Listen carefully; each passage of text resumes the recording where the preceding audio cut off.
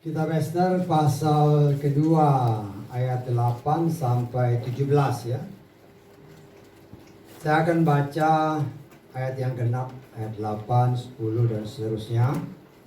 Saudara bersama-sama membaca ayat-ayat yang ganjil ya. Ester pasal 2 mulai ayat 8 sampai dengan ke-17.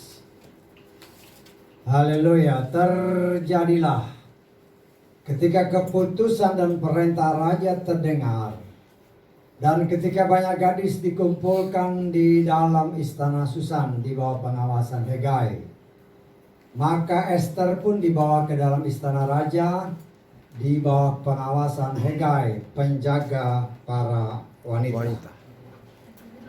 Gadis itu baik dalam pandangannya, dan Ester menimbulkan belas kasihan di hadapannya. Hegai mempercepat perawatannya dan gilirannya untuk memberikan danya. 7 orang dari luar istana raja. Hegai memindahkan dia, melayani tempat baik para wanita. Ester pun tidak mengungkapkan kebangsaan dan asal-usulnya, karena Mordekai telah memerintahkan kepadanya supaya dia tidak mengungkapkannya. Mordekai berjalan menemani setiap hari di depan pelataran para wanita untuk mengetahui apa yang terjadi dengannya. Ketika tiba giliran tiap-tiap gadis untuk masuk menghadap Raja Ahasveros, setelah selesai perawatannya selama 12 bulan, sesuai peraturan bagi para wanita, sebab harus dipenuhi seluruh waktu perawatannya, 6 bulan untuk pemakaian minyak mur, 6 bulan untuk pemakaian minyak kasai, serta wangi-wangian bagi para wanita. Dan cara inilah seorang gadis masuk menghadap raja. Segala yang ia katakan diberikan kepadanya untuk membawanya dari balai para wanita ke dalam istana raja. Pada waktu petang ia masuk, dan pada waktu pagi dia kembali ke dalam balai para wanita yang kedua, di bawah pengawasan Saasgas, sida-sida raja, penjaga para selir. Ia tidak diperkenan masuk lagi menghadap raja, kecuali jika raja berkenan kepadanya dan dia dipanggil menurut namanya. Dan ketika tiba giliran Ester, anak Abihail, paman Mordekai, yang telah mengangkatnya untuk menghadap raja, maka dia tidak mencari suatu apapun selain apa yang sida raja juga para wanita katakan. Dan Ester mendapat perkenanan dalam pandangan semua orang yang melihatnya. Ester dibawa masuk menghadap Raja Ahasveros di istana kerajaannya pada bulan yang ke-10, yakni bulan Tibet, pada tahun yang ke-7 dalam pemerintahannya. Dan raja mengasihi Ester lebih daripada semua wanita yang lain, dan dia menimbulkan belas kasihan dan perkenanan dalam pandangan raja lebih dari semua anak gadis. Dan dia mengenakan kota dan mengangkatnya menjadi ratu, menggantikan Wasti. Haleluya, amin. Silakan duduk. Puji Bapa Yahweh, kita mengucap syukur atas, saya percaya kita sudah sering kali mendengar tentang Ester ya.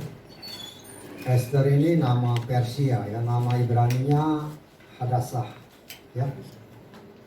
Ester artinya bintang ya. Bintang. Raja Ahasveros menurut nama Yunani ya, Xerxes ya, Xerxes raja ya, kita kenalnya Xerxes ya, kalau dalam kitab sejarah biasanya Xerxes yang diperkirakan memerintah pada tahun 486 sampai sekitar 465 sebelum Masehi ya, sebelum Yeshua Masiah. Dan kita sudah pernah belajar atau pernah membaca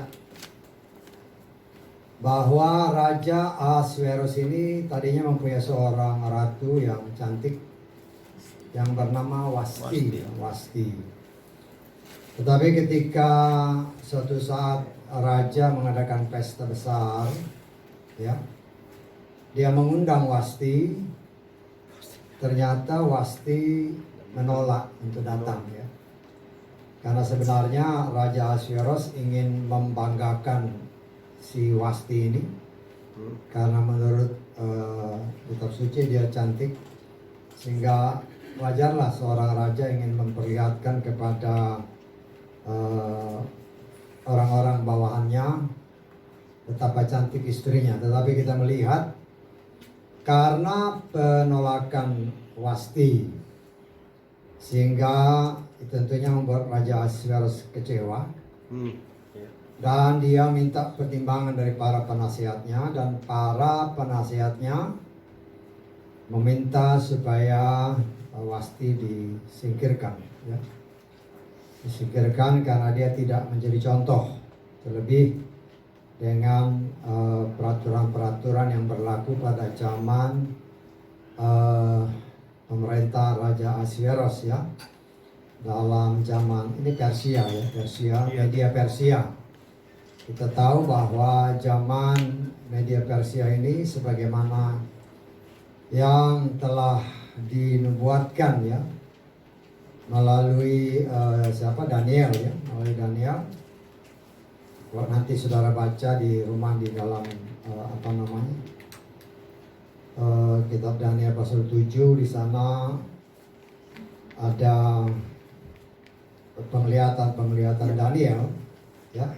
Pertama dia melihat seperti ada yang seperti singa, ini melambangkan kerajaan Babylon yang memerintah sekitar tahun 586 sampai 539 sebelum Masehi. Ini zamannya Nebukadnezar. Kemudian berganti menjadi penglihatan yang kedua seperti beruang. Ini kerajaan media Persia. Kemudian diganti lagi dengan macan tutul yang melambangkan kerajaan Greek ataupun Alexander Agung. Dan yang penglihatan yang keempat seperti binatang yang sangat menakutkan, yaitu kerajaan Roma, ya, yang memerintah dari sekitar tahun 63 sebelum Masehi sampai tahun 324 Masehi, ya. Nah, ini kalau saudara baca baik-baik, ya, mungkin saya percaya kita sudah pernah singkapkan sedikit di dalam pewahyuan, ya, dari antara 4 binatang ini. Iya. Ada yang muncul, ya, nanti kalau Tuhan ingatkan kita akan masuk ke sana, ya. Dan saya percaya waktu Tuhan sudah semakin dekat. Kalau seandainya Bapak Yahweh dalam Adonai Yeshua Masih hari ini datang, saudara siap? Siap. Amin. Siap. Siap. Kan kita mau siap syukur. Siap tapi harus diangkat. Kalau nggak diangkat, ya koreksi diri, ya. Puji Bapak Yahweh, kita tahu bahwa Wasti diganti dengan atau dicari penggantinya. Seorang yang dianggap layak untuk menggantikan Ratu Wasti, maka kerajaan, ya, mengumpulkan para gadis, ya, anak-anak perempuan yang cantik-cantik di bawah kekuasaan Raja Ahasveros ini dikumpulkan, ya, mungkin ratusan orang, kita tidak tahu karena tidak disebut, ya. Nah, kita melihat di sini bahwa termasuk salah satu wanita-wanita yang direkrut ataupun yang dipilih untuk menjadi calon, salah satunya itu Esther. Ya. Esther, saudara perhatikan di dalam kitab Esther ini, ternyata kalau kita nama Yesus, nama Tuhan tidak ada, ya. Tetapi kita melihat dalam kenyataannya Esther itu berkuasa. Betul. dia minta bangsa Israel juga berpuasa. Kepada siapa dia berpuasa? Bapak ya.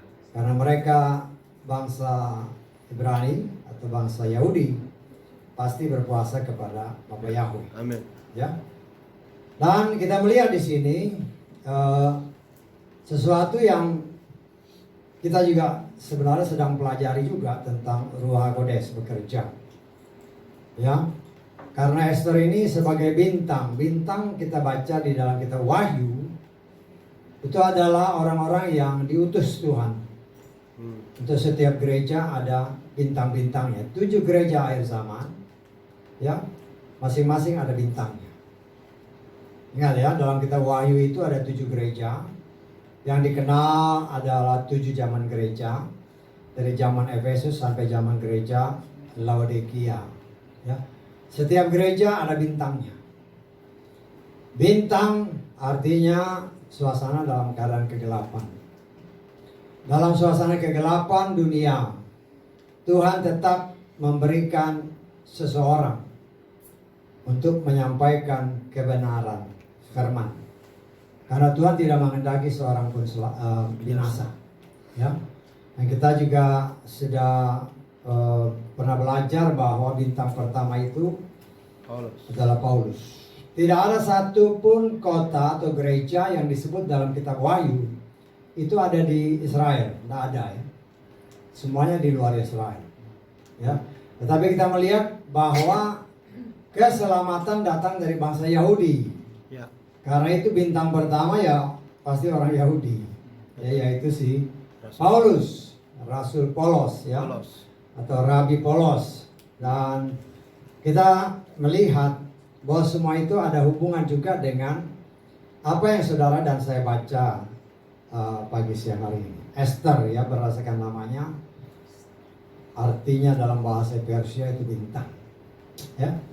Di sini kita melihat di dalam saya menggunakan terjemahan ini ya, apa namanya, Lugas ya. Cuman kalau saya harus bawa juga buku yang lama, karena ternyata setelah saya baca-baca ada apa namanya, ayat-ayat yang bukan nggak sesuai, tetapi biasanya ayat 4 ini kok jadi ayat 3 ya. Coba kita lihat ya, di dalam Mazmur pasal 24 pasal 22.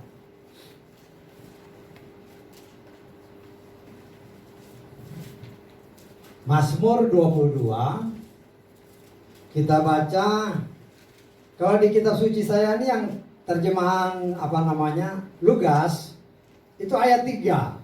Coba saudara lihat ayat 3. Ya. Nah, tapi kalau di dalam ini Lugas nih ya, kitab Lugas nih, ya. Makanya saya bawa juga kitab yang terjemahannya lateral yang lain, ya, yang pertama atau yang berapa ini. Dalam ayat ketiga di kitab suci saya ini, namun engkaulah yang kudus yang bersemayam di atas puji-pujian Israel. Tapi yang biasa kita tahu ini di ayat keempat. Iya, ayat 4. Ya, di ayat keempat. Tapi di dalam kitab Lugas, ini Lugas. Ayatnya ayat ketiga. Ya, jadi makanya supaya persis kan, saya bawa ini walaupun udah robek kemarin saya mau buka ini jatuh dia robek, lebih tambah robek lagi. Akhirnya ya saya harus pakai yang ini. Walaupun bukan agak sulit ya, cuman ya ternyata ayat-ayatnya agak beda.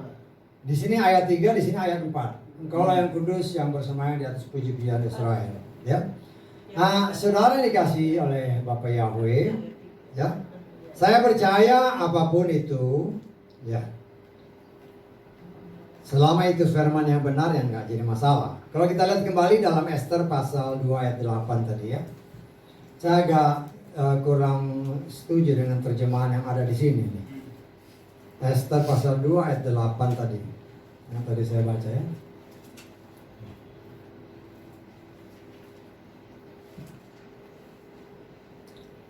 Esther pasal 2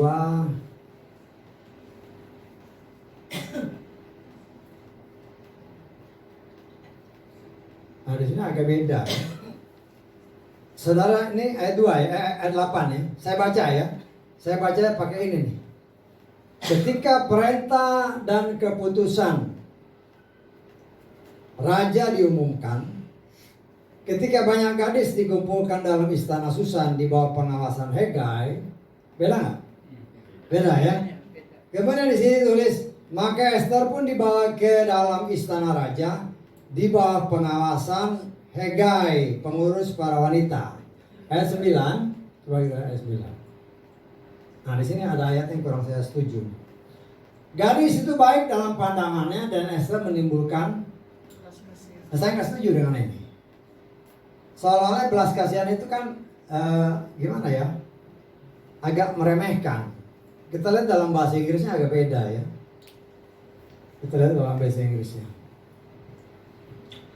And the maiden pleased him, and she obtained kindness of him, and he speedily gave her things for purification with such things as belonged to her, and say 7 maidens which were meet to be given her out of the king's house. And he preferred her and her maids unto the best place of the house of the women. Ya, jadi agak beda terjemahannya, dan saya kalau dalam terjemahan ini belas kasihan itu saya lebih cenderung memakai kata-kata di sini judul yang saya baca di sini ya, Esther mendapatkan kasih sayang. Itu kayaknya lebih cocok daripada belas kasihan. Belas kasihan kan beda sama kasih sayang kan? Beda. Jadi saya lebih cenderung mendapatkan kasih sayang dari si Hegai ini ya. Kenapa? Karena si Hegai ini melihat bahwa Esther ini berbeda dari perempuan lain. Ya, mungkin karena dia juga dia kan anak yatim piatu. Dia dididik oleh saudaranya sendiri, Mordekai, yang mengangkat dia sebagai anak. Ya, jadi mungkin juga cara mendidik anak agak berbeda dengan orang-orang yang ada pada zaman itu, karena dia dididik secara Yahudi. Ya, dididik secara Yahudi pasti agak keras ya. Apalagi di sana kan mereka pasti mengikuti sistem Torah. Ya. Dan ini ternyata hasilnya dari cara Hagai atau si Mordekai mendidik Esther, ya, itu bisa terlihat buahnya. Esther ternyata berbeda dari kebanyakan perempuan yang mau direkrut, yang mau dipilih menjadi pengganti si Wasti, ya. Sehingga kalau kita lihat di sini, pada pokoknya si Hegai ini, kepala pengawas wanita ini, karena dia melihat si Esther, dia merasa sayang sekali dengan anak ini, ya. Mungkin tutur katanya lembut, cara dia juga berpenampilan baik, nggak dibuat-buat, ya, sehingga menarik perhatian si Hegai, sehingga Hegai pun dikatakan oleh firman Tuhan, dia memberikan mempercepat, ya. Dari sekian banyak kan mereka harus pilih kan yang mana duluan untuk diproses.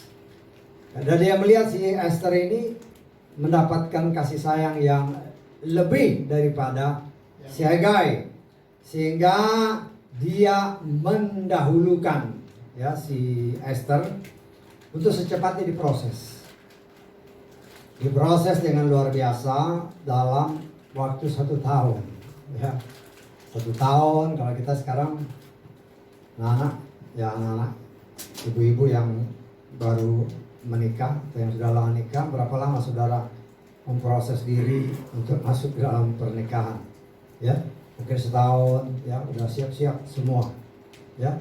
Tapi itulah kita melihat cara proses yang dilakukan oleh kerajaan. Saya katakan kerajaan karena si Ahasiweros ini adalah seorang raja Media Persia yang berkuasa di sana, dan si Esther mendapatkan perawatan yang luar biasa. Ya. Dan kita melihat di sini ada hal-hal yang harus kita perhatikan. Esther tidak pernah mengungkapkan kebangsaannya. Iya. Nah, ini nantinya ada suatu keuntungan di belakang hari, ya. Artinya si Esther ini orangnya dengar-dengaran sama apa yang dikatakan oleh orang tuanya, ya. Dengar-dengaran oleh apa yang dikatakan oleh orang tuanya, ya. Dan dari ayat-ayat di sini kita lihat bahwa Esther, ya, mengalami proses perawatan yang luar biasa, ya, selama 12 bulan, ya. Dan 12 bulan itu juga terbagi menjadi 6 bulan pertama pemakaian minyak mur, dan 6 bulan berikutnya untuk pemakaian minyak kasai serta wangi-wangian lain, ya. Saya coba cari apa namanya minyak mur ini, ya. Minyak mur, minyak kasai. Kalau minyak kasai, ya, itu adalah, kalau menurut apa yang saya baca, adalah minyak yang biasanya dibuat di tempat-tempat seperti kerajaan-kerajaan. Mereka punya ramuan-ramuan khusus untuk membuat wangi-wangian, ya. Tetapi kalau minyak mur ini adalah salah satu juga minyak yang dipakai untuk membuat minyak urapan, ya. Kalau kita baca di dalam kitab Keluaran 30, kita baca mulai ayat 22. Keluaran 30 mulai ayat 22. Berfirmanlah Yahweh kepada Moshe dengan mengatakan, haruslah engkau mengambil bagimu sendiri rempah-rempah terbaik, ya, 500 sikal murni, mur, ya, ini rasanya pahit.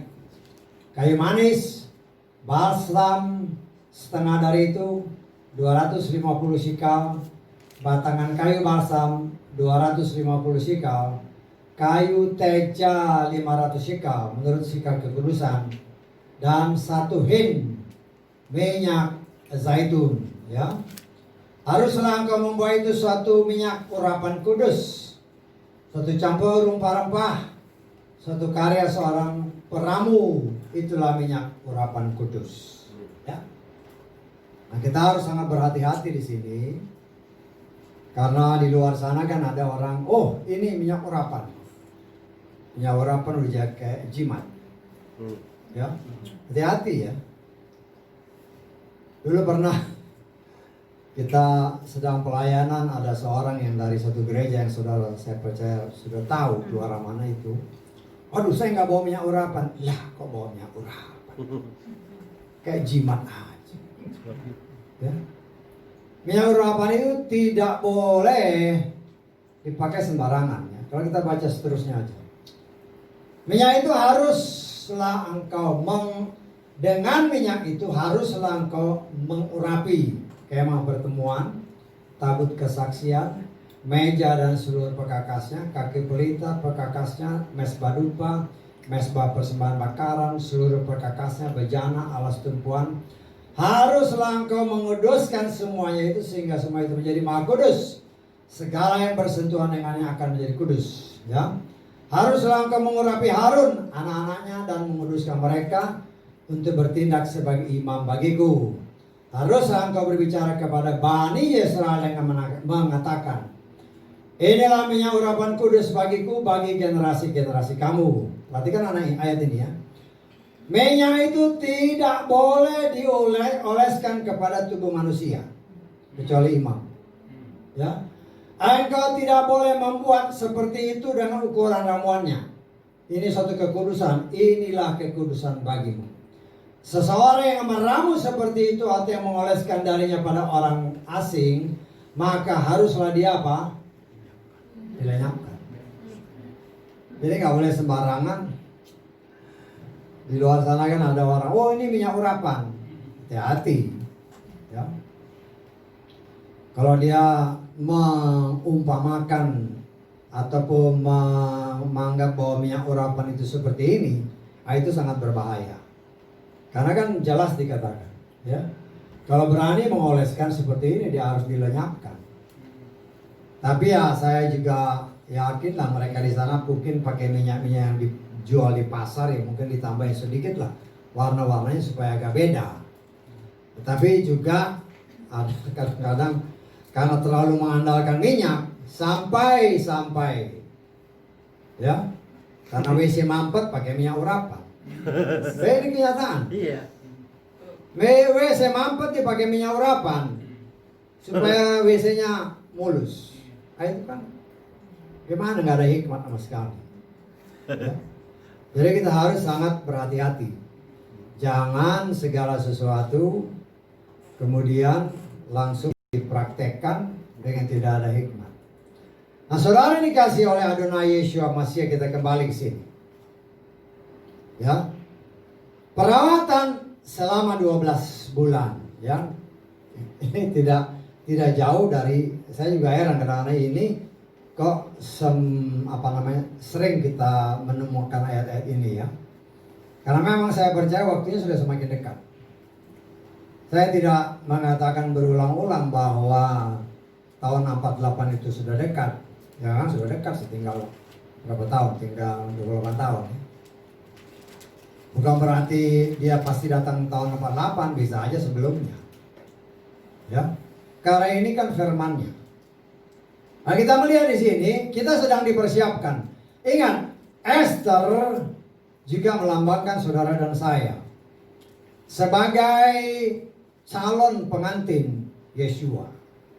Saya bilang apa ya? Ahasiweros melambangkan Yeshua. Saudara dan saya di tengah kegelapan dunia, kita harus menjadi terang. Ya, menjadi terang. Ya memang namanya bintang kan jauh gitu kan. Kelihatan kecil di tengah kegelapan ya seolah-olah tidak membawa pengaruh. Tetapi kita harus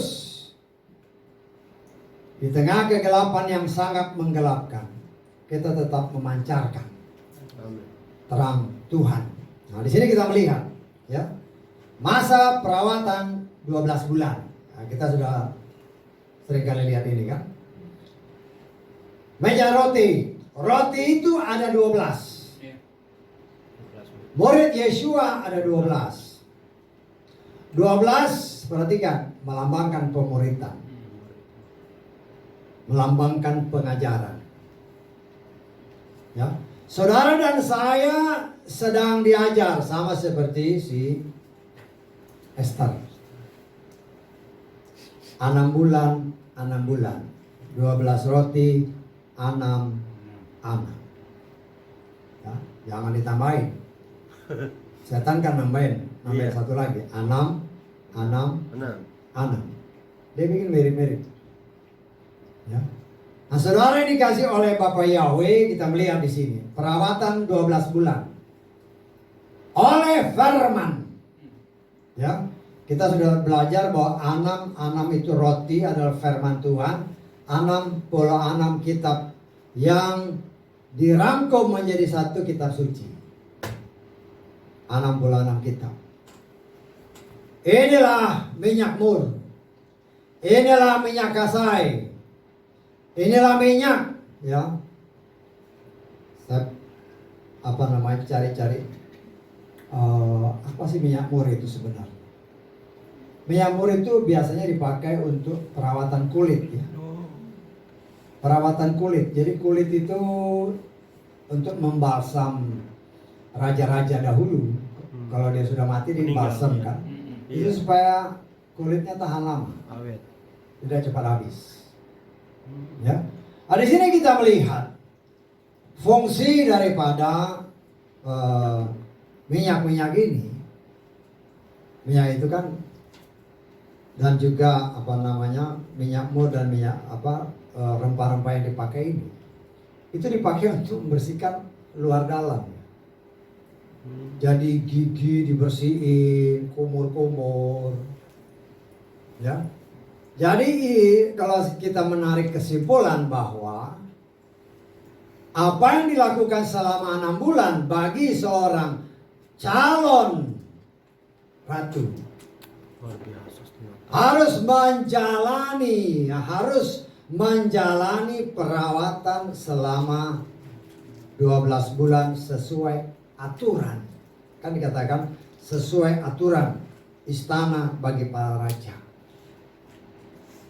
Raja kita sedang melihat sesuai aturan, kita sedang diproses luar dalam. Supaya kita ini yang tadinya bau-bau, baunya bau busuk, itu digosok. Salah satu pakai minyak mur itu digosok dagingnya sampai bau tubuh yang asli hilang lenyap.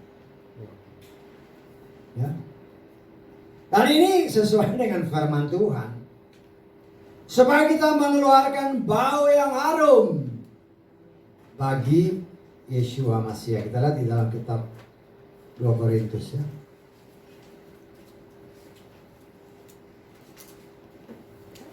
2 Korintus pasal ke-2 ayat ke-14 mulai.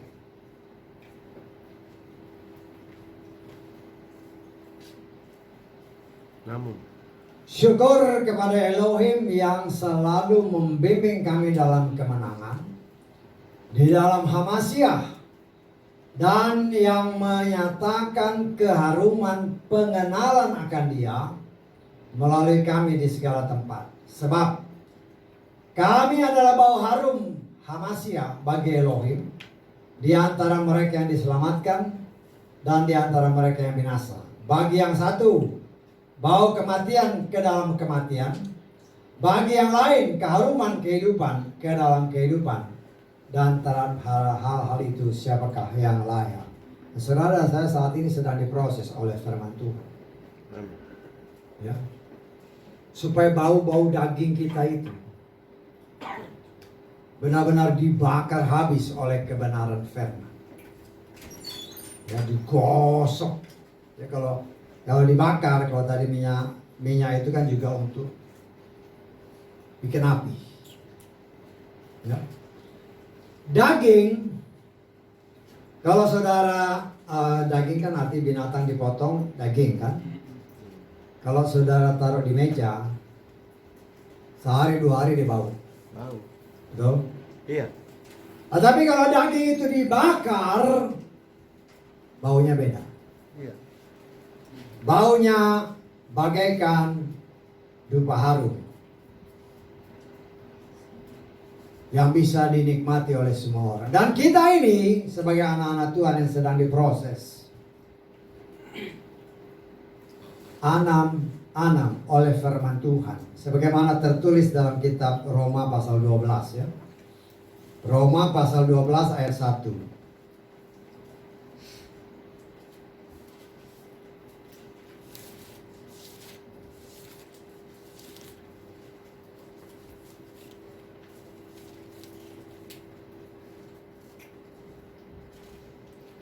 Oleh karena itu saudara-saudara, melalui kemurahan Elohim, aku menasihati kamu agar mempersembahkan tubuhmu sebagai persembahan yang hidup, kudus, berkenan kepada Elohim. Itulah ibadahmu yang sejati. Ya, jadi dalam proses Tuhan menghendaki saudara dan saya daging ini dibakar oleh api kebenaran firman Tuhan.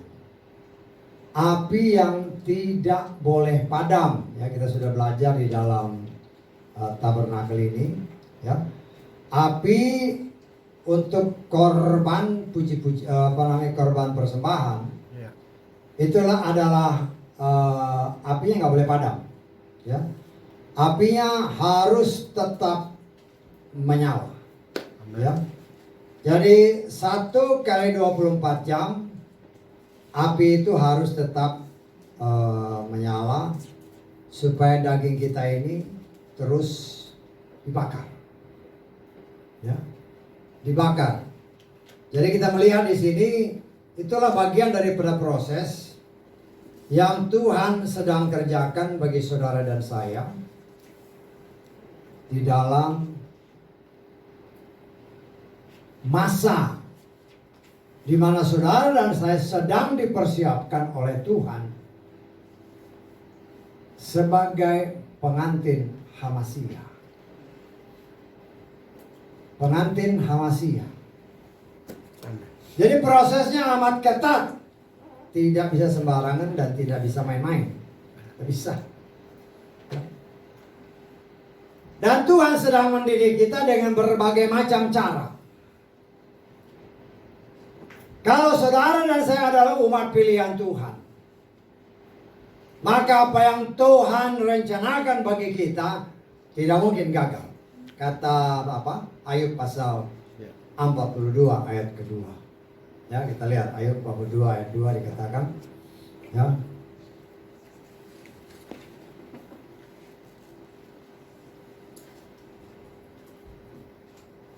Aku mengetahui bahwa engkau dapat melakukan segala sesuatu dan tidak ada rencanamu yang gagal.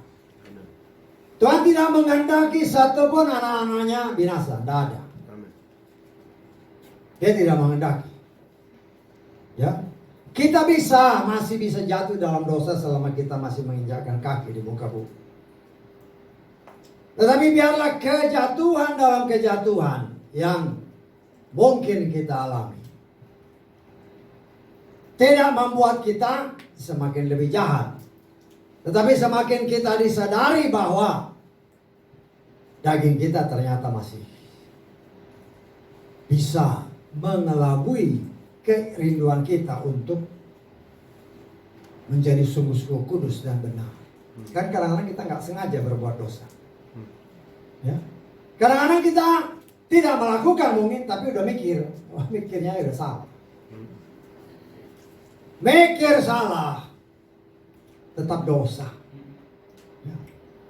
Di dalam hati timbul, kan tadi dalam ayat pembukaan, hati kita ini, Tuhan tahu hati kita ini kadang-kadang penuh dengan kelicikan, penuh dengan kebusukan. Karena itu diproses oleh kebenaran firman yang dilambangkan oleh Anam ini, yaitu firman Tuhan. Di dalam proses ini tentunya bukan sesuatu yang gampang. Tetapi kita melihat betapa si Esther gambaran orang yang taat. Orang yang tidak macam-macam. Kalau yang lain kan sedang dalam proses sebelum menghadap raja, ditanya kamu mau apa? Wah, mintanya macam-macam. Dia enggak. Apa yang menjadi haknya, itulah yang dia pakai.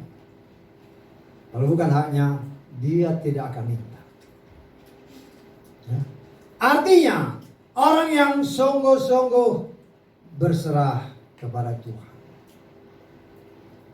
Nah, inilah gambaran kita sebagai Esther akhir zaman yang sedang dipersiapkan.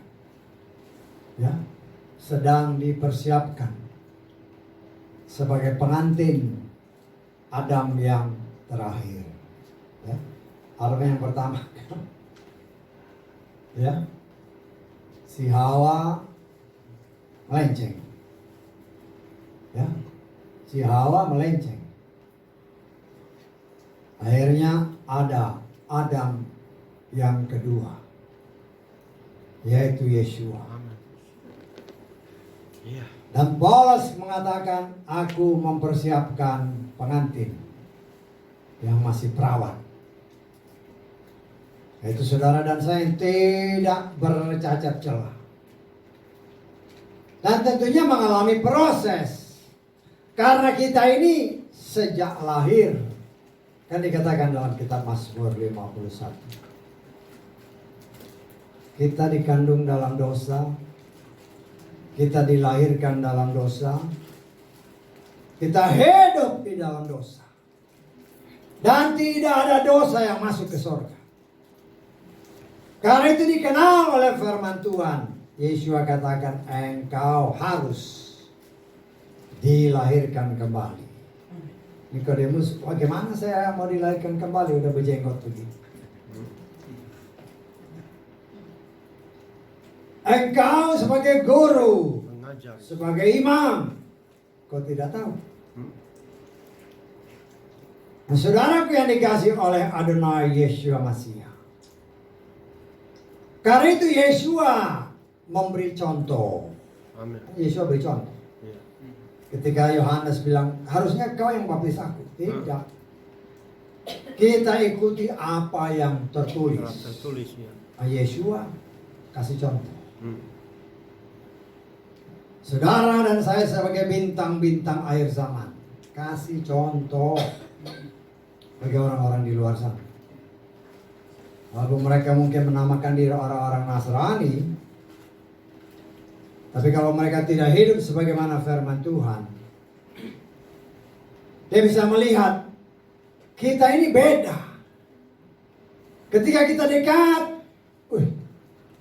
harumnya beda. Ya. Ada keharuman yang berasal dari Bapa Yahweh. Ada kemuliaan yang memancar dari Bapa Yahweh, itu saudara dan saya. Dan itu yang membuat kita berbeda. Haleluya. Bintang, walaupun dia mungkin tidak bisa menguasai kegelapan malam, tetapi dia tetap memancarkan terang. Amin. Dan orang dimanapun di tengah kegelapan yang gelap sekali, ada terang sedikit, terang itu akan dicari. Dan itulah saudara dan saya di tengah kegelapan yang semakin gelap. Amin. Mata orang-orang yang percaya akan melihat kepada satu titik yang terang. Mereka akan datang ke sana. Mereka akan datang bukan mencari saudara dan saya, tetapi mencari Bapa Yahweh dalam Adonai Yeshua Mashiach yang memancarkan kemuliaannya melalui kita. Amin. Tetapi bagaimana kita mau memancarkan kemuliaan kalau kita sendiri tidak mengikuti aturan di dalam proses yang sedang Tuhan kerjakan. Haleluya. Nah, kita kan diajar, perawatan kan diajar. Ya, lalu kita lihat di dalam 2 Timotius pasal 3 ayat 16 dan 17 ya. 2 Timotius pasal 3, 16 dan 17. Seluruh kitab yang diilhami Elohim bermanfaat, pertama untuk mengajar, kedua untuk menegur, ketiga untuk perbaikan, keempat untuk pendidikan dalam kebenaran, sehingga manusia Elohim diperlengkapi untuk apa? Setiap pekerjaan baik Jadi sempurna. untuk dapat menjadi sempurna. Jadilah sempurna sama seperti Haleluya. Bapamu sempurna. Matius pasal berapa? 5 ayat 48 kita lihat ya. Matius pasal 5 ayat 48. Oleh karena itu hendaklah kamu menjadi sempurna sebagaimana Bapamu yang di sorga adalah sempurna. Jangan remehkan ayat ini ya. Iya, benar. Mungkin orang bilang bagaimana bisa? Engkau berkata bagaimana bisa, artinya kau sudah meremehkan. Engkau meremehkan, ada tertulis. Orang yang meremehkan firman akan dibinasakan. Tuhan yang saudara dan saya sembah yang bernama Yahweh di dalam Adonai Yeshua Mashiach. Dia Tuhan yang maha kuasa, tetapi satu hal yang tidak mungkin dia lakukan. Melanggar firman-Nya. Karena firman itu adalah dirinya. Kalau dia berkata begini, dia sanggup melakukan itu. Amen. Asalkan kita bersikap seperti Esther. Tetap rendah hati, tetap menerima apa yang diberikan, tidak menolak, tidak macam-macam. Kan gadis-gadis ini kan macam-macam. Nah kita melihat di sini Esther ya, pasrah aja. Pasrah dalam arti kata mengikuti aturan yang ada. Tidak meremehkan, harus begini ya ikut, begini ya ikut, begini ya ikut. Kita diajar oleh firman Tuhan. Dan kita mengucap syukur oleh kasih kemurahan Tuhan. Ya. Dulu kan, waktu masih dulu, kita juga beranggapan bahwa Torah itu kan nggak berlaku. Betul kan? Torah itu sudah nggak berlaku, tapi atas kemurahan Tuhan. Semakin hari kita semakin disikapkan, ternyata Torah itulah inti dari semua apa yang ditulis di dalam 66 kitab ini. Dan inti dari semua surat-surat yang ditulis oleh para rabi-rabi, orang-orang Yahudi. Ingat ya, kalau kita hanya 66 kitab. Tapi kalau orang Yahudi kan ada banyak tulisan-tulisan para rabi-rabi. Ya. Tetapi kita melihat di sini, selama dia tidak melenceng dari 66 kitab ini, kita terima aja. Karena kan ada orang, pemain saudara diberi hikmat, kemudian saudara nulis. Selama dia tidak melenceng dari 66 kitab, amin. Tapi kalau kita juga nulis, kemudian kita diingatkan, kan ingat, Ruach HaKodesh adalah salah satu tugasnya mengingatkan kita. Amin. Ketika kita mau menulis atau ketika kita mau bersaksi, terus yang mau kita saksikan atau yang mau kita tulis itu bertentangan dengan firman Tuhan, stop. Kan Tuhan ingatkan, itu kayaknya nggak cocok atau bertentangan dengan firman Tuhan. Nah di sini kita berserah kepada Roh Kudus. Amin. Dia yang ngajar kita. Ya. Ya. Tetapi dia juga menyatakan kesalahan. Kalau kita salah, dia bilang salah. Iya. Maka nggak semua orang mau ditegur kan? Iya. Ditegur malah marah. Ditegur malah marah. Tetapi apabila kita mau dengan teguran, kita koreksi, mungkin benar teguran itu. Saya sih selama itu adalah firman Tuhan yang menegur, dan Tuhan bisa pakai siapa aja kan untuk menegur. Kita sebagai anak Tuhan mungkin ditegur melalui kesaksian, melalui pemberitaan firman. Kita koreksi diri, mungkin itu saya ya, terima aja. Jangan bantah. Kalau kita bantah ya sulit. Kita mempersulit diri kita sendiri. Dan jangan-jangan karena kesalahan sendiri, bisa-bisa kita nggak diangkat. Karena kesalahan 603.548 orang Yahudi, orang Israel yang keluar dari tanah perjanjian, dari tanah Mesir ke tanah perjanjian. Kan 603.550 orang. Belum termasuk orang Lewi. 603.550 yang masuk cuma 2. Makanya saya katakan 603.548 orang di luar orang Lewi cuma masuk. Kenapa? Karena mereka menolak perintah Tuhan, menolak teguran Tuhan. Berkali-kali mereka menolak. Bahkan seolah-olah meremehkan Tuhan. Tuhan kasih lihat mujizat.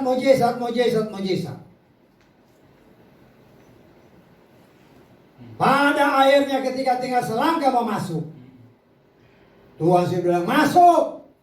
Aduh, gimana mau masuk, di sana banyak orang-orang raksasa. Karena ketidakpercayaan. Gagal. Nah jangan sampai hal itu pun terjadi pada orang-orang pada akhir zaman. Karena nggak mau ditegur. Kau salah. Kau harus percaya Yahweh. Siapa itu Yahweh? Kau nyanyi haleluya, haleluya. Apa itu haleluya? Puji Tuhan.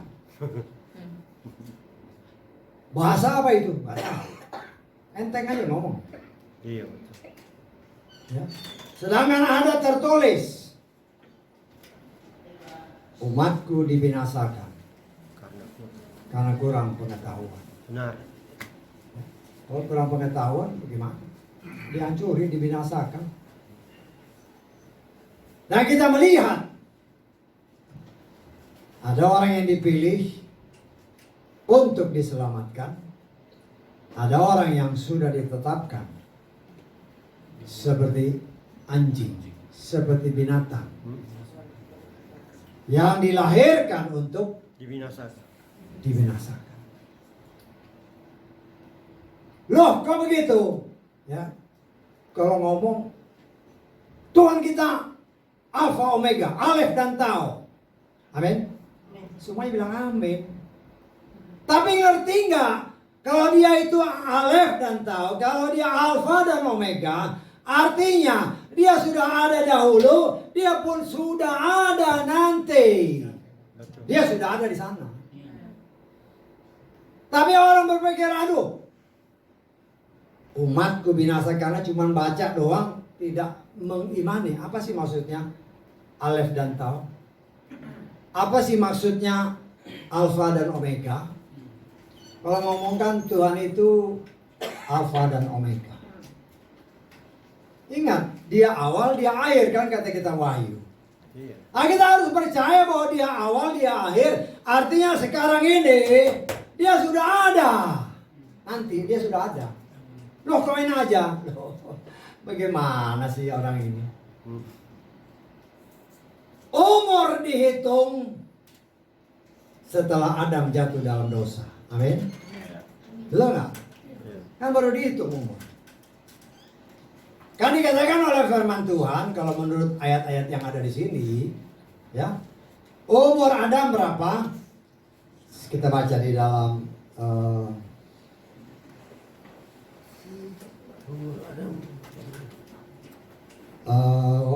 Kejadian pasal 5. Iya, Kejadian pasal 5.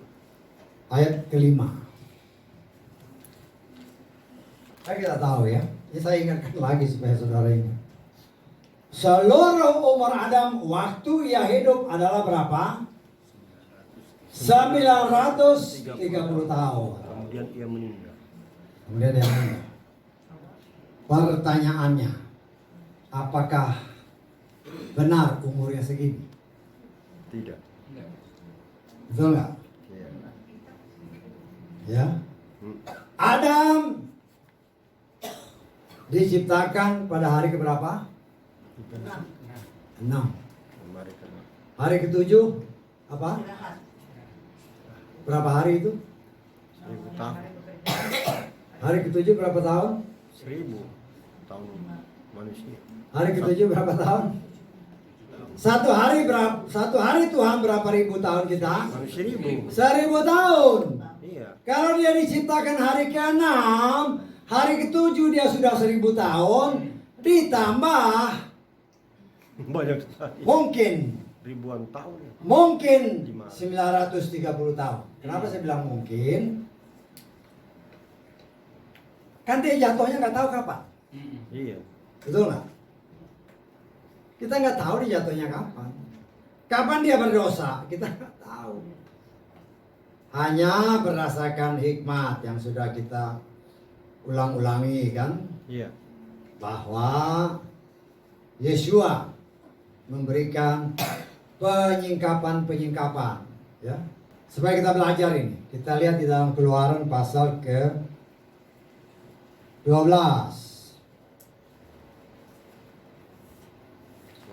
ayat ke,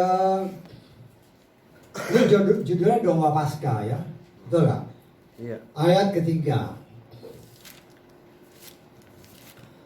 Berbicaralah kepada seluruh jemaat Yesaya dengan mengatakan pada hari ke-10. Pada hari ke-10 bulan ini.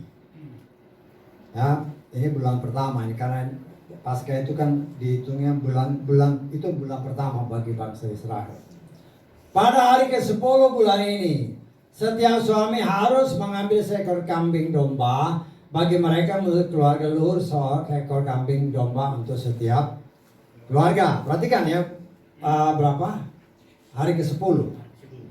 Terus kemudian kita baca ayat ke-5 dan 6. Haruslah itu seekor kambing domba yang sempurna jantan berumur setahun. Haruslah kamu mengambilnya dari antara anak domba-domba atau dari antara kambing-kambing milikmu. Perhatikan ayat 6. Haruslah dia menjadi seperti simpanan bagi kamu sampai hari ke-14. Ditafsirkan atau saya menafsirkan. Berbicara ini berbicara apa? Paskah. Ya, betul. Berbicara ini ketika bangsa Israel mau keluar, maka dia harus memotong domba Paskah. Perintah Tuhan. Benar. Domba Paskah itu siapa? Yesua, lambang Yesus. Yesua. Ya, Yesua. Dikatakan pada hari ke-10. Pada hari ke-10 bulan itu, bulan pertama bagi bangsa Yahudi. Pertanyaannya, kenapa hari ke-10? Ya. Kan dikatakan pada hari ke-10. Tadi kan betul ya? Pada hari ke-10.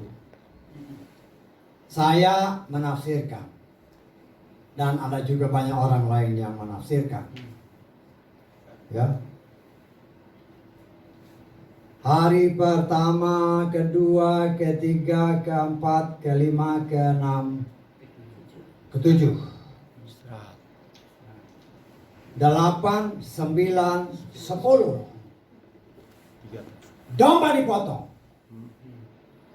Yesua atau firman Tuhan berkata, keturunanmu akan menginjak kepala si ular, tetapi si ular akan memagut tumit.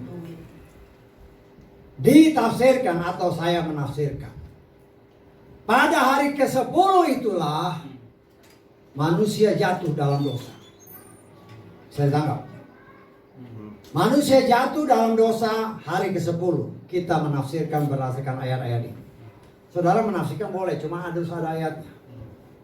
Saya menafsirkan pada hari ke-10 domba Paskah, domba yang dibunuh, yaitu Yesua untuk keselamatan kita. Ya. Pada hari ke-10 itulah domba Paskah. Manusia jatuh dalam dosa. Domba Paskah itu mulai mulai dihitung. Karena manusia jatuh pada hari ke-10. Kita tafsirkan manusia jatuh dalam dosa pada hari ke-10. Kemudian disimpan sampai hari ke-14. Tadi ayatnya kan? Disimpan sampai hari ke-14. Dari zaman Adam sampai Abraham. 2000 tahun. Saudara itu dari keturunan itu, dari keturunan Adam semua saudara itu. Itu 2000 tahun. Dari Adam sampai Yesua 2000 tahun. Jadi dari Adam sampai Yesua berapa tahun? 4000 tahun. Hari ke-14 simpan dia sampai hari ke-14.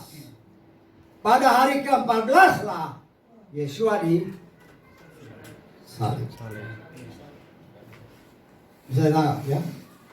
Nah, di sini kita bisa hitung umur Adam. Kan Adam jatuh tadi ke hari berapa? Hari ke-10 kita tafsirkan. Hari ke-6 dia diciptakan. Hari ke-7 1000 tahun. Hari ke-8 1000 tahun. Hari ke-9 1000 tahun. Hari ke-10 1000 tahun. Dia jatuh. Ditambah 930 tahun. Jadi tafsirannya umur si Adam 4.930 tahun. Hampir 5.000. Bisa ditangkap? Betul. Nah, di sini kita melihat karena kejatuhan Hawa, bukan Adam yang jatuh ya. Hawa. Adam itu hanya ngikut aja. Yang ketipu itu si Hawa. Ya, karena itu ada firman Tuhan katakan, bukan Adam yang jatuh, tapi Hawa. Perempuan. Nah, mungkin ini salah satu sebab banyak aturan-aturan untuk perempuan ini nggak boleh, nggak mungkin, kita nggak tahu. Ya. Karena Tuhan juga menciptakan laki-laki pertama, baru dari laki-laki dijadikan perempuan. Nah, saya kadang-kadang menafsirkan, kita boleh kan nafsir-nafsir. Karena suami istri di hadapan Tuhan adalah satu. Karena orang yang berpikir, oh perempuan sama laki bisa jadi imam. Ya, boleh aja nafsir begitu. Ayatnya apa? Ditulis kan, kita menjadi hakim-hakim. Imamat yang rajani. Imamat yang rajani. Terus ditafsirkan, oh ini laki-laki perempuan bisa. Ingat ya, dalam pandangan Tuhan, suami dan istri yang memang dipersatukan Tuhan itu tetap satu. Jadi kita bisa aja menafsirkan nanti suami istri yang satu itu ya di sana ya satu dalam pandangan Tuhan. Dan ingat kita ini, kalau kita mau lihat lagi loh, kita bertakhta bersama dengan dia. Ada berapa tahtanya? Tahtanya kan cuma satu. Bagaimana mungkin kita bertakhta bersama dia? Pikiran manusia kan yang nyampe. Kita ini kan kalau ini dikatakan saudara dan saya adalah tubuh Yesua. Amin. Amin semua. Yesua kepala. Jadi jangan sampai pikiran kita yang cuman segini ini. Terus pikir-pikir, oh kita banyak. Bagaimana tahtanya satu loh? Kalau ngomong kau jadi tubuh Hamasya, ya Yesua yang satu. Tahtanya satu. Bagaimana itu? Jangan dipikirin. Yang penting kita menjadi tubuh Hamasya. Dan inilah proses yang sedang Tuhan kerjakan. Supaya kita mengerti dengan benar.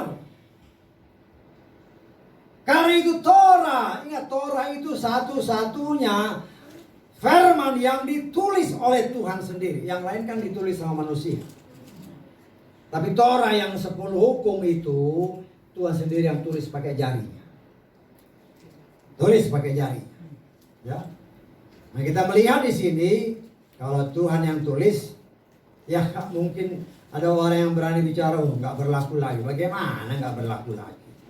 Oh Tuhan yang nulis kok kita bilang nggak berlaku lagi. Ya. Dari 10 perintah dijabarkan.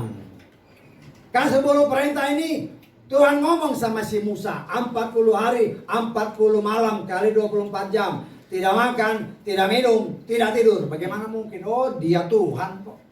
Bisa dia celekan. Bisa dia buat itu pencernaannya tetap berfungsi. Benar. Dengan baik. Karena dia Tuhan. Benar. Ketika Musa berbicara dengan Tuhan, dia nggak rasa 40 hari 40. Dia nggak rasa. Betul. Tetapi orang yang nunggu, aduh, ini kok nggak ada berita. Akhirnya dia bikin Patung. lembu-lembu untuk disembah. Orang bagaimana bangsa ini? Baru aja melihat laut dibelah. Baru aja lihat di mana bangsa Mesir dimusnahkan. Terus menyembah ilah lain. Baru setiap hari dia lihat Tuhan. Dia lihat Tuhan setiap hari dengan tiang awan, tiang api. Tiang awan, tiang api itu. Karena itu dikatakan oleh firman kamu bangsa yang tegak tengkuk. Keras kepala. Tapi jangan pikirannya mereka. Apakah kita lebih baik dari mereka? Belum tentu. Kita dengar firman Tuhan keluar dari tempat ini ya sama lagi. Ya, sama harusnya kan. Ya mungkin gak bisa 100% berubah, tapi seenggak-enggaknya ada perubahan menuju kebaikan. Perbaikan demi perbaikan terus terjadi dalam hidup kita. Karena itulah firman itu mengajar kita. Kalau salah ya salah, gak bisa dibilang benar. Kita mengucap syukur oleh kemurahan Tuhan. Tadinya saya, Torah itu kan nggak berlaku. Dulu, setelah bertobat, kemudian diproses Tuhan, loh kok bisa terima? Karena memang itu bagi saya itu undang-undang dasarnya Tuhan. Yang lain itu hanya undang-undang. Bisa dibedakan ya, undang-undang dasar sama undang-undang. Undang-undang tidak boleh menyeleweng dari undang-undang dasar. Bisa. Karena ini patokannya. Apa yang ditulis oleh para nabi dan sebagainya tidak boleh menyeleweng dari apa yang Tuhan sudah buat. Nah, kita tinggal ikuti. Mose secara pribadi diajar sama Tuhan 613 aturan, ketetapan dan perintah diajarkan secara detail.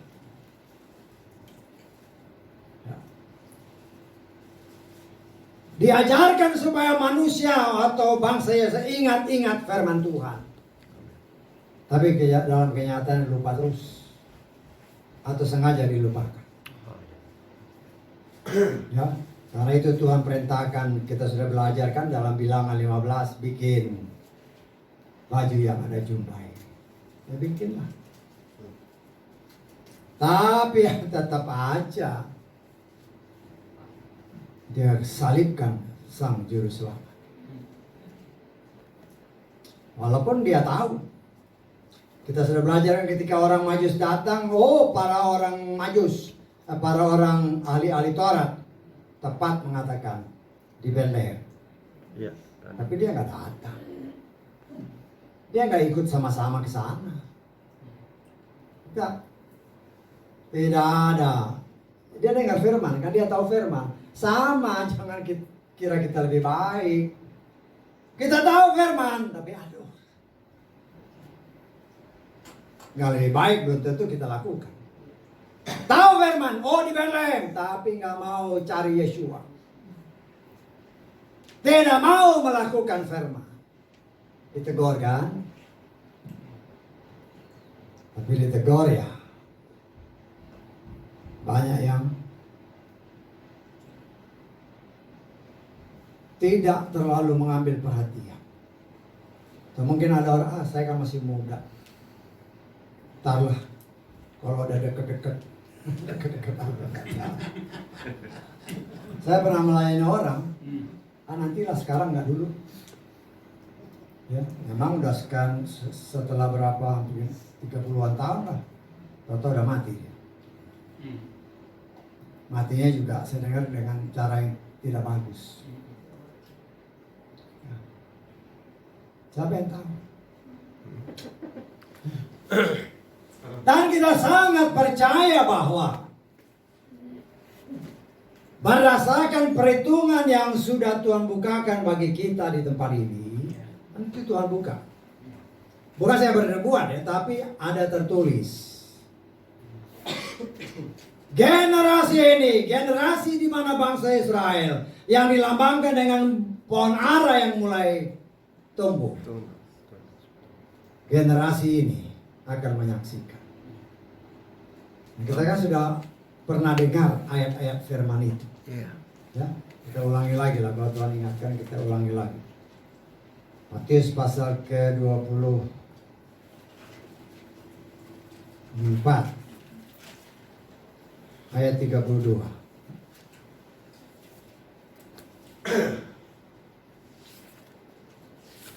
(32, 33). Pelajarilah perumpamaan tentang pohon ara. Bila mana rantingnya sudah menjadi lembut dan daun-daunnya bertunas, kamu mengetahui bahwa musim panas sudah dekat. Demikian pula lah kamu. Ketika kamu melihat semua ini, kamu mengetahui bahwa dia sudah dekat, sudah di ambang pintu. Ini firman. Ya. Sudah, ini firman. Sesungguhnya aku berkata kepadamu, perhatikan ayat ini.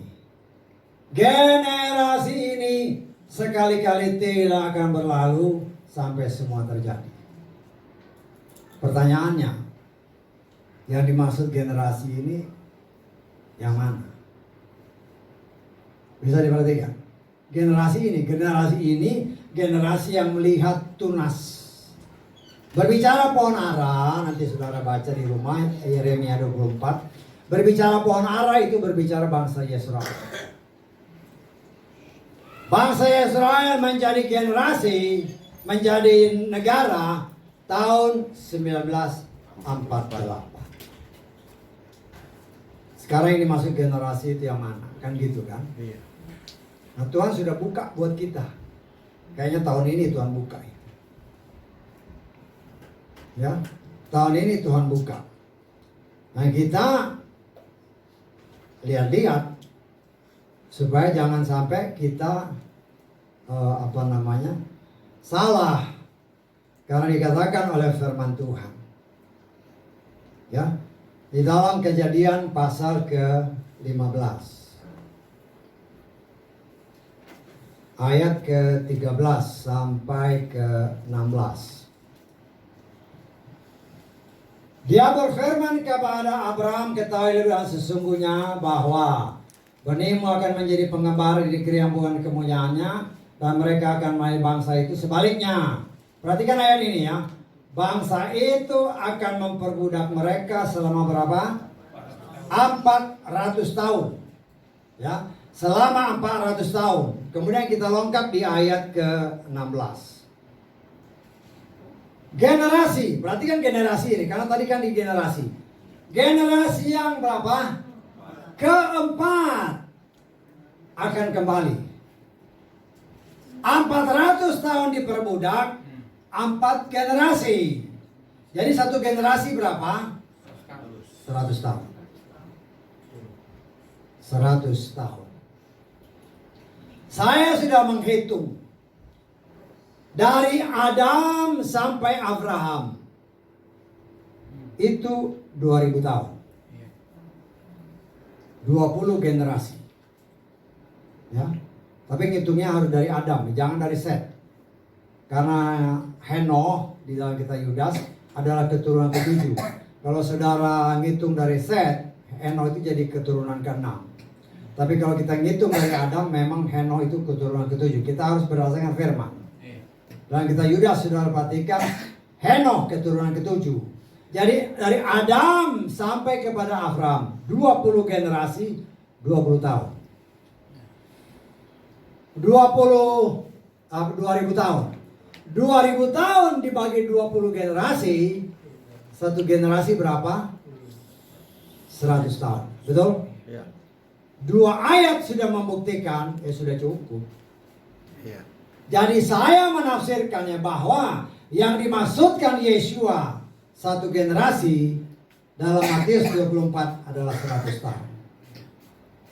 Karena tadinya kan saya berpikir entah ke 40 tahun.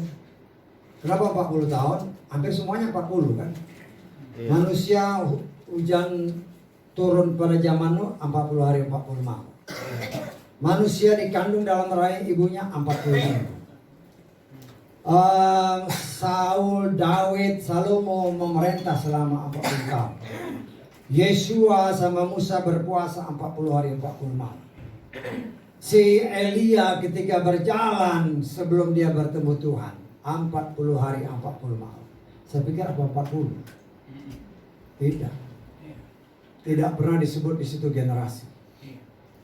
Apakah 70 tahun? Karena ada tertulis dalam kitab Mazmur, umurmu 20 tahun. Kalau kuat, umurmu 70 tahun, sampai 80, kalau kuat 80 tahun. Itu pun Simon 85.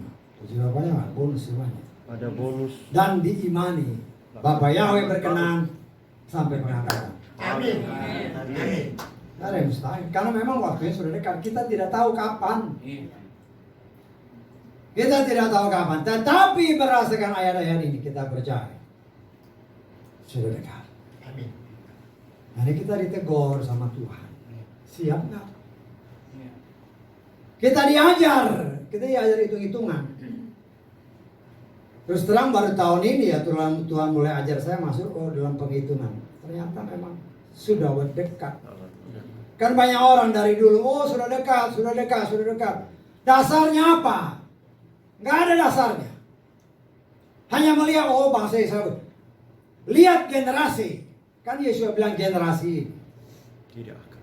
Tinggal kita cari satu generasi yang dimaksudnya berapa tahun. 100 tahun.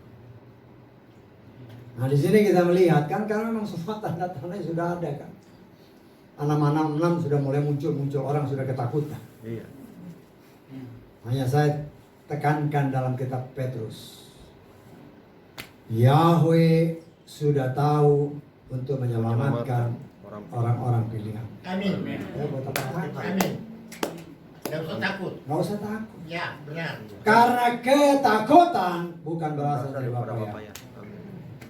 Tuhan yang kita sembah hanya mau kita takut kepada Dia, Amin. bukan kepada yang lain. Amin.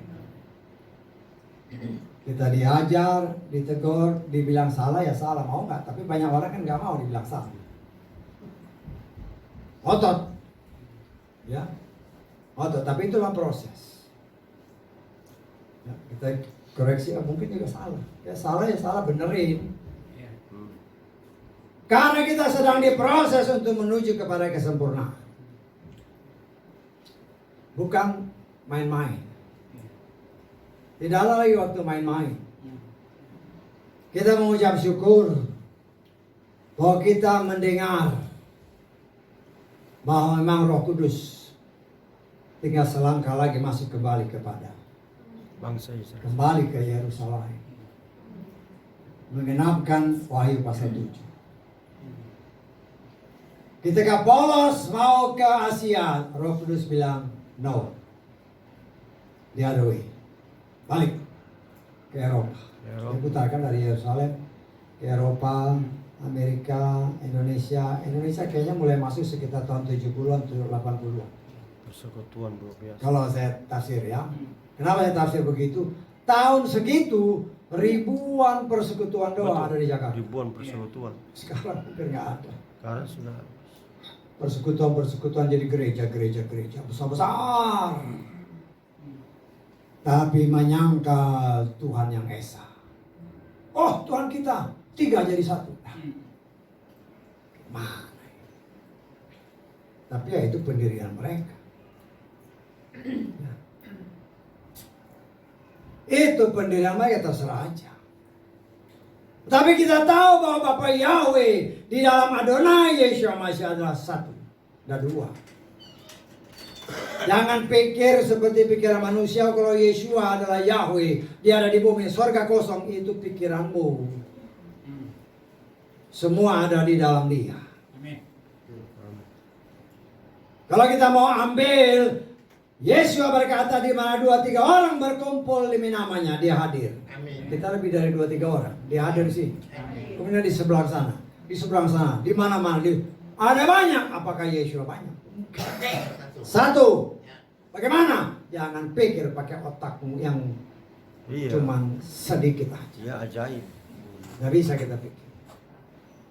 Nah, kita belajar mengenal Dia. Ya. Inilah bagian perawatan yang sedang Tuhan kerjakan bagi Esther akhir zaman, yaitu saudara dan saya. Supaya kita benar-benar memancarkan terang kemuliaan Tuhan di tengah dunia yang dikuasai kegelapan. Dan kita tidak bisa berubah dengan situasi kondisi dunia. Ya. Kita harus hidup ya. Seperti saya pernah berikan contoh. Saya dulu lama di laut, kerja di laut Pak. Simon juga lama di laut Pak ya. Nah. Suka mancing ikan Pak? Jarang. Tapi pernah mancing atau orang lain mancing kan? Orang lain mancing. Nah, kalau mancing dimasak kasih garam nggak Pak? Kenapa dikasih garam? Ikan laut kok.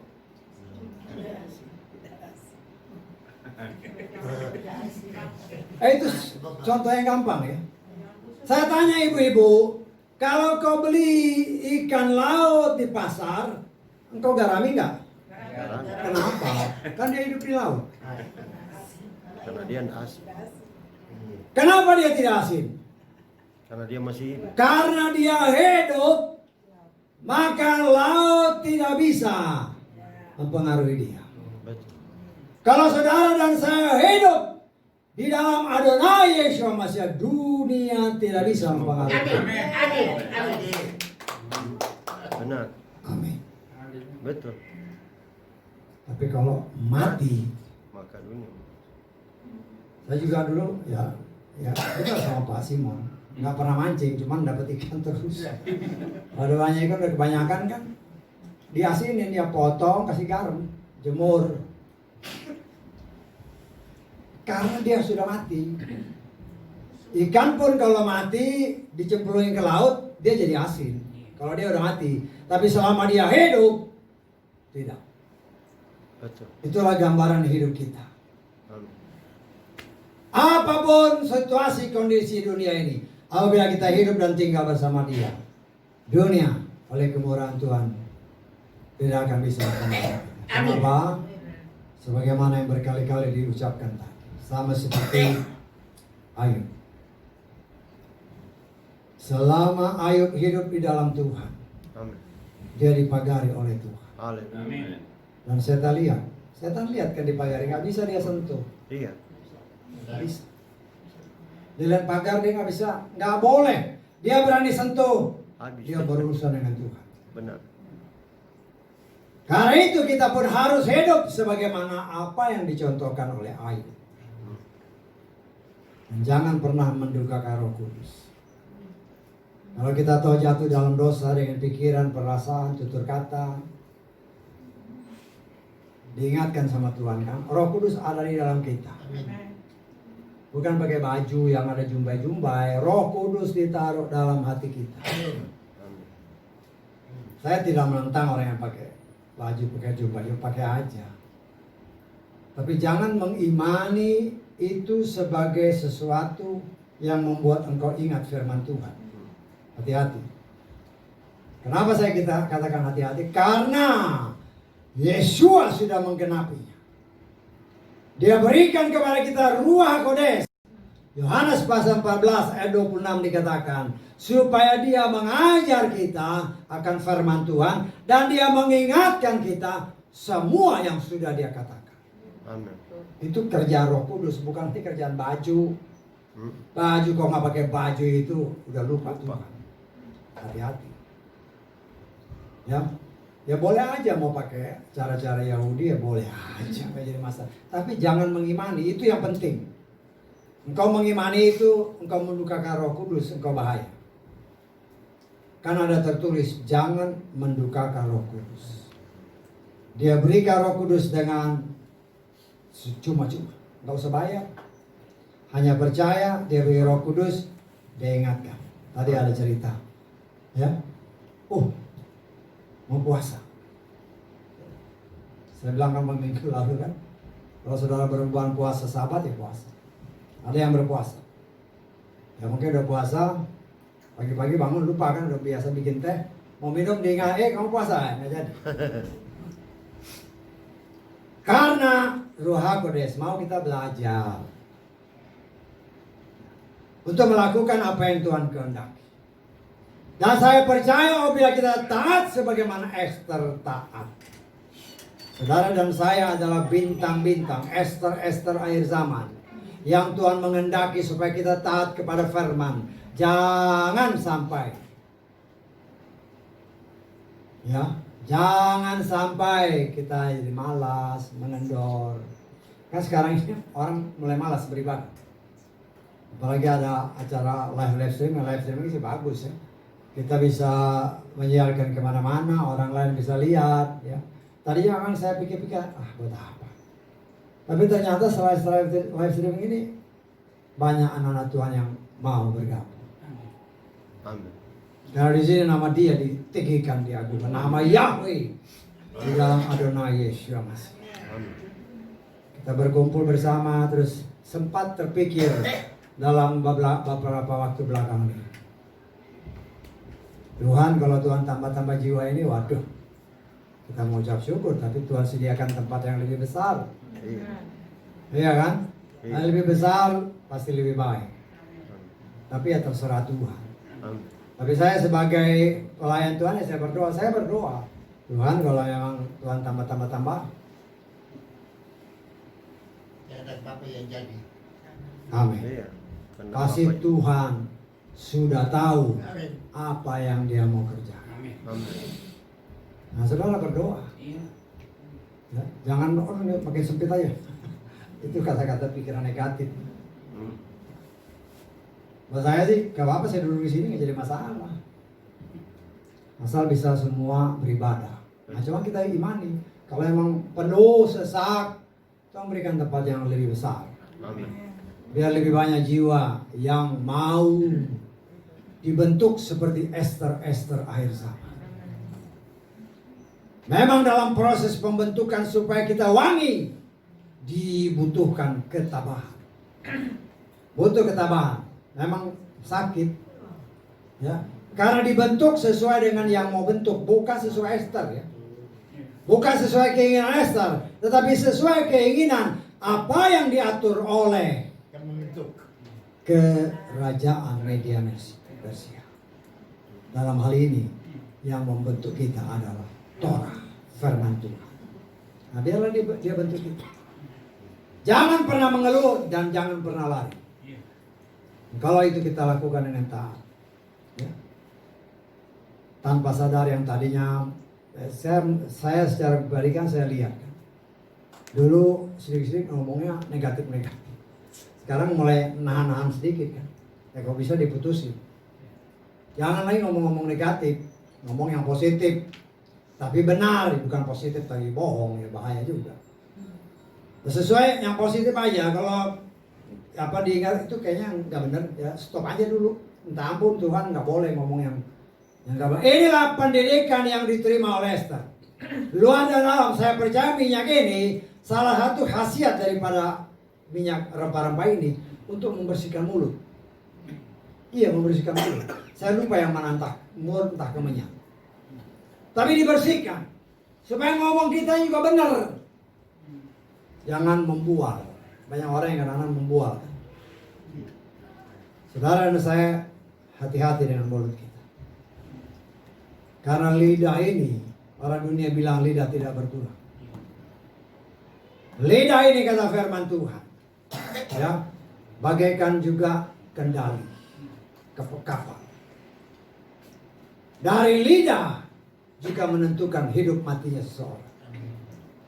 Kalau kita mengatakan yang positif, percayalah hal yang positif itu terjadi. Dari apa yang kau katakan, itulah yang Tuhan berikan. Karena setiap perkataan yang keluar, itulah yang harus kita pertanggungjawabkan. Karena itu mari saudara yang dikasih oleh Bapak Yahweh, maju jangan mundur. Biarlah kebenaran firman yang terus menerus membantu saudara dan saya sanggup kita lakukan dengan pertolongan Roh Kudus sampai kita menjadi sempurna. Haleluya, amin. Mari kita bangkit berdiri.